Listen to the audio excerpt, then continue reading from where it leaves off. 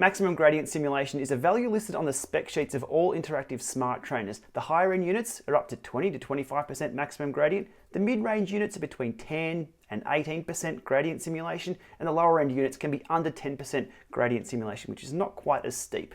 This maximum gradient value is an indication of the brake strength or the braking force applied via your resistance unit on the trainer. So the higher end units, which have a ton of force behind them, can really slow your pedal stroke down and simulate those steeper grades.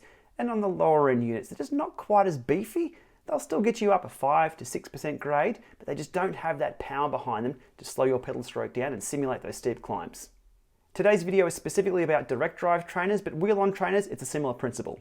Next to these maximum gradient simulation values on the spec sheets needs to be a giant asterisk. That's because gradient simulation isn't the same for everyone.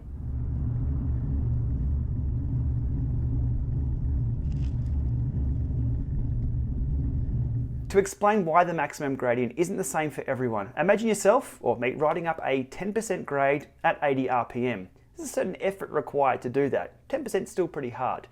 Now imagine if I was to put on a 15 kilo weight vest and ride up that same hill. Same 10%, the effort required is going to be a lot more for me. The braking force required to simulate that, it needs to be a lot stronger. So outside, gravity takes care of things, trying to push me backwards down the hill, but inside, that resistance unit needs to apply a little bit more force to simulate my heavier weight. I guess the summary of my outdoor example there is that riding up that same 10% grade is a very, very different experience based on my rider weight and the weight of my bike. That's something indoor trainers need to take into account for their gradient simulations. Now back to the topic of indoor trainers and that maximum gradient simulation that I put a giant asterisk next to. Trainer companies typically base their maximum gradient simulation on the average rider. That is a 75 kilo rider with a 10 kilo bike weight. That's definitely ballpark average, but what about the rest of us? This does mean that depending on your rider weight, the maximum gradient simulation of your trainer will be different to what's stamped on the side of the box. If you're a 50 kilo rider, it's going to be able to simulate a lot steeper grades than what they list as the average rider. If you're a bit heavier than 75 kilos, it's not going to be able to quite get that same simulation indoors as you get outdoors. It'll be a little bit less than what's stamped on that box. As a clarification point, which may add more confusion, indoors there's two realities taking place. There's the physical simulation happening for you on the trainer indoors, what it feels like to press the pedals, the sensation of riding up the hill and that flywheel speed on your trainer. Then there's also the in-game avatar or in-game simulation, which is separate again and is bound to other physics. So they're related, but they are not the same. These two realities indoors is also the answer of why when people record their rides on their head unit and their trainer, they'll get a different speed and distance value than they will for in-game or in their training program. If you're confused, you're not alone. I am too. Let's jump over to the Tacx Neo now and ride up a 10% grade with a very light user weight and then with a very heavy user weight and see what difference there really is pushing on those pedals. Okay, here we are in the Llama Lab on the Tacx Neo with my phone app ready to control the Neo once we enter the Tacx training utility.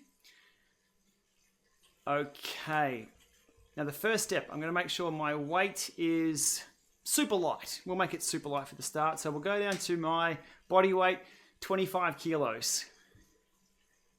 Okay, we'll go with that. Sounds good to me. We hit start training.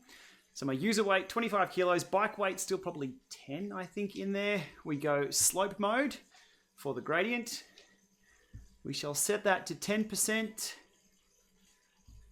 Set point 10%. And we'll go 80 RPM. I'll get up to 80 RPM on here. There we go. Then we'll kick in that gradient. And we'll see what power it takes to hold 80 RPM. Okay, 80 RPM at the moment. 280 watts. Pretty stable too.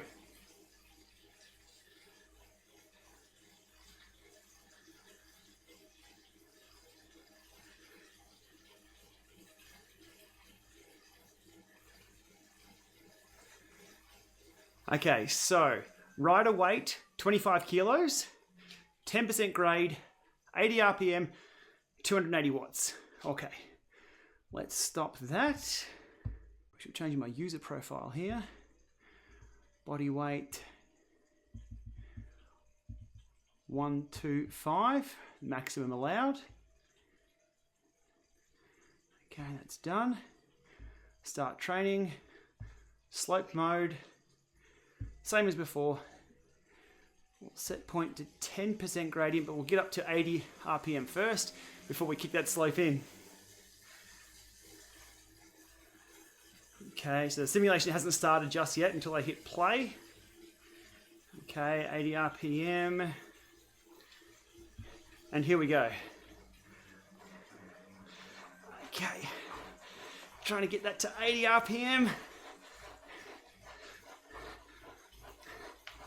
Same gear, same slope. The only variable that's changed is my rider weight, and I can't get there. So, there we go. There's an example of how different the experience is based purely on the rider weight set in the app there. Whew.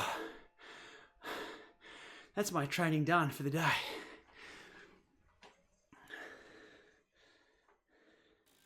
Recapping those observations there from the Tacx Neo and the Tacx mobile training app there, that riding up a 10% grade at a heavier weight was harder than riding up a 10% grade with a lighter weight, just like outside. So this weight setting unlocks the true gradient simulation for your indoor rides. Most trainers these days have this implemented via the ANT+ FEC protocol. You can see the standard here from the spec sheet.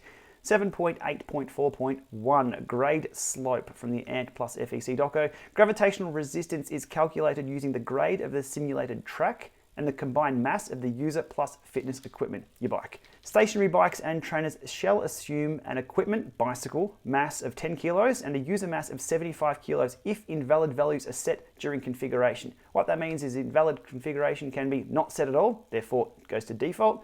And we're back to our 75 kilo rider weight and 10 kilo bike weight, which is what those maximum gradient simulations are calculated on those spec sheets and stamped on the box. Bluetooth and Bluetooth FTMS. Okay, well in short, Bluetooth, yes, it will implement this. Bluetooth FTMS, we're going to leave that for another video because it's not quite straightforward. So there we are for today, a little more detail on how smart trainers work, how they attempt to correctly simulate gradient indoors, and how that experience changes based on your weight. All virtual cycling simulation software should be implementing this. If you're not quite sure if the platform you choose simulates this user weight and changes the gradient simulation indoors, change your weight to 125 kilos and head for the hills, maybe just the downhills, and you'll soon find out whether it does play a part or not in the software that you're using. Okay, we'll leave it there for today. Thanks for watching, and also thanks to a few people in the industry who got back to me over the weekend with a few queries that I had on this exact topic. They were Mike Klukas, Martin Smids, and Reed Weber. Triple point score below in the comments if you can tell me which companies those guys work for. Okay, thanks again everyone. We'll see you soon.